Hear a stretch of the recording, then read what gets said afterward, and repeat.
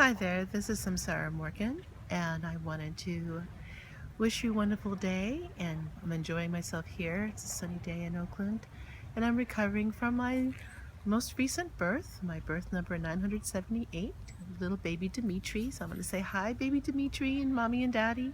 And I know that you guys are doing well because I heard from your mother earlier that you're a championship breastfeeder. So after this beautiful experience, I wanted to share with you some things that I think are really important to have on your radar when you're planning the birth of your child, especially if planning a birth of your child in any of our busy Bay Area hospitals. It's important to take it into account that birthing in a hospital, the mindset there is they're trying to take care of a large number of women moving through their system very quickly. And if you have an emotional process, as most women do in having their baby, that doesn't meet their time frames, you might run into some problems and feeling pushed and moved along the process more quickly than you are ready. So there's some things we have to accept if you're having your baby in a hospital. Hopefully we can work with hospitals to change their mindset around time and the importance of time in giving birth. But what you can do is prepare yourself excuse me, to be in the best shape mentally, physically, and spiritually to be able to um, meet their benchmarks and exceed them and be able to have your baby in a way that makes sense to you and it feels good to you and your body. Um, Prevention is the key. So you want to present yourself to birth at the hospital in the best physical shape you possibly can. You also want to make sure you have all the knowledge that you could possibly have about this event, yourself, your body, some information about historically how have the women in your family birthed their babies. 9 times out of 10, that's going to be what your body's going to be attempting to do. So to kind of know what is normal for your tribe is going to be really important for when what your body is doing doesn't match what the chart says you should be doing.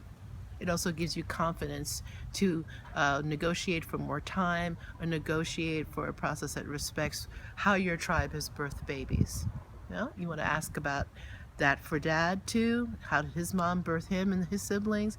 But really, the imprinting is on the mama's body, the birthing person's body, how their mother birthed them. There's a lot of you're imprinted with that information, and how you yourself were birthed. So do you have emotional baggage from your own birth that you are now going to work through and heal, hopefully, birthing this new child? Is this your first child, your second child, your third child? Do you have emotional energy from your previous births of your children that now this new birth you're going to revisit and hopefully heal?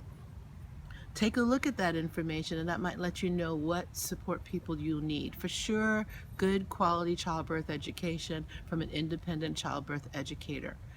Uh, Someone who is not beholden to the hospital system and who can give you true informed consent about hospital procedures and policies is really important. And grounded science-based knowledge on your body and how it works and what your expectations should reasonably be for your situation. For sure, hire a doula.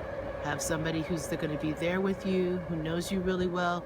Do more than 2 visits with that person. You guys get to be really good friends and share with your doula your highest vision of your birth. Don't do your best to be unafraid. Do your best to be as fearless as possible, and have a doula she can't birth the baby for you, but she will be there with you every step of the way with the information and the support that you need. Shoot for the stars. As a healthy woman, there's no reason why you shouldn't expect to be able to have your baby in the way you and your body need to have your baby. So shoot for the stars on that. Please consider going to other holistic health providers. This is about your income, I'm sure that affects those decisions, but don't be afraid to explore chiropractic, especially Webster technique chiropractic, which is specific for pregnancy, and don't be afraid of acupuncture. Many communities have clinics that will offer you low-fee acupuncture and low-fee chiropractic, and these two gifts, as well as massage, are just so necessary for pregnant bodies, and they're just such a tremendous help.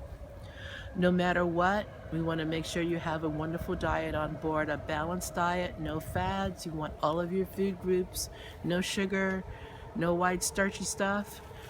Everything that you're eating that needs to be nutrient packed and power packed to sustain you through pregnancy, through the labor and delivery process, and to build your beautiful baby. You're building an entire human being from scratch.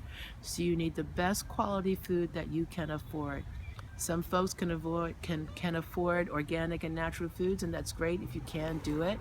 But even on any budget, you're trying to look for foods that don't require being microwaved. You don't add water and stir. They need to be cooked. Um, just the best quality of the foods that you can afford. Make sure that you're eating 3 times a day for your baby. A little treat every once in a while, not a problem. But stick to your leafy greens. Stick to your good animal proteins if you're a carnivore.